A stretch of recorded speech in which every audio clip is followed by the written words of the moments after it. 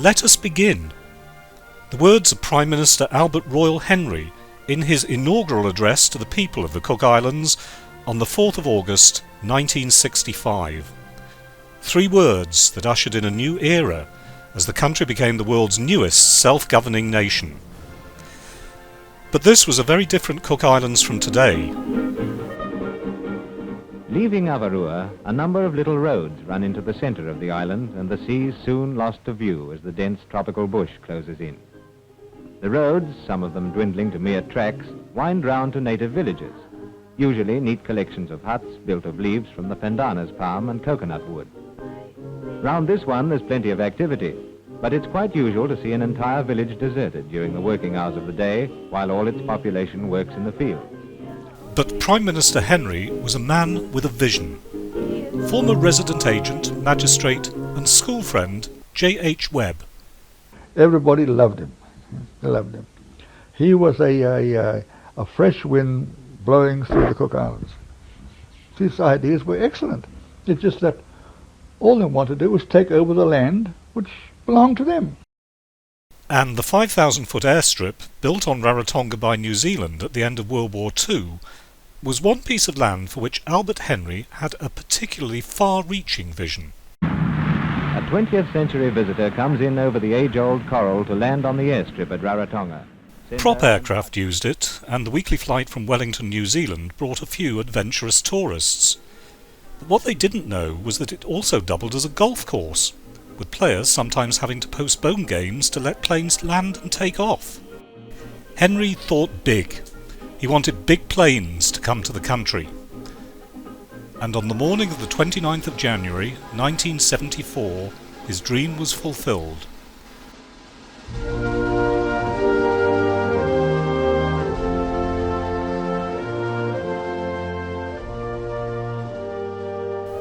Her Majesty the Queen, the island's head of state, made her first and, to date, only visit to the islands to open a new terminal and runway which could handle the latest jet aircraft. The crowd came from all over the South Pacific, and Henry told them, "To us Cook Islanders, this airport promises to be a stepping stone in our journey to economic self-sufficiency."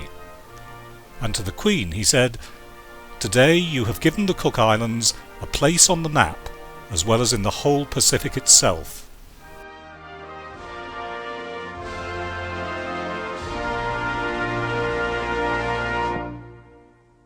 Today, more than 100,000 people a year visit the islands, and tourism makes up more than 80% of the country's revenue. Kia ora, welcome to the Cook Islands.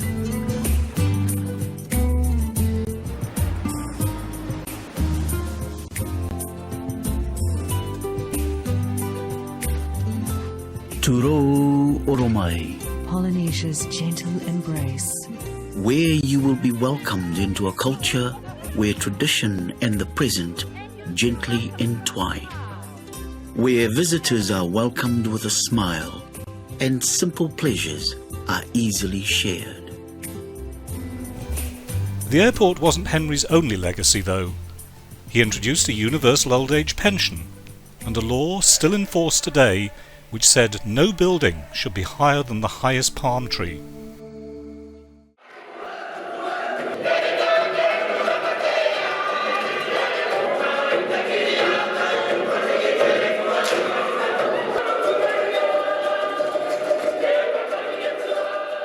Self-rule remains a cause for celebration.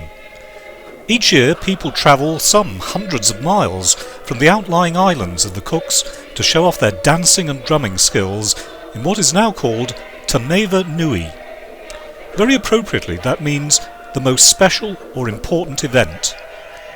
And 2015 is the most special and important event so far in the history of the islands.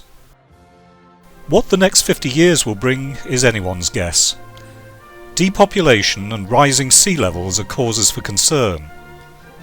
But there are still people like Albert Henry who have a vision, plans for the world's largest marine park, and self-sufficiency and eco-friendly energy generation by 2020. One constant, though, is the warm, friendly, and welcoming people of this remote and proud nation.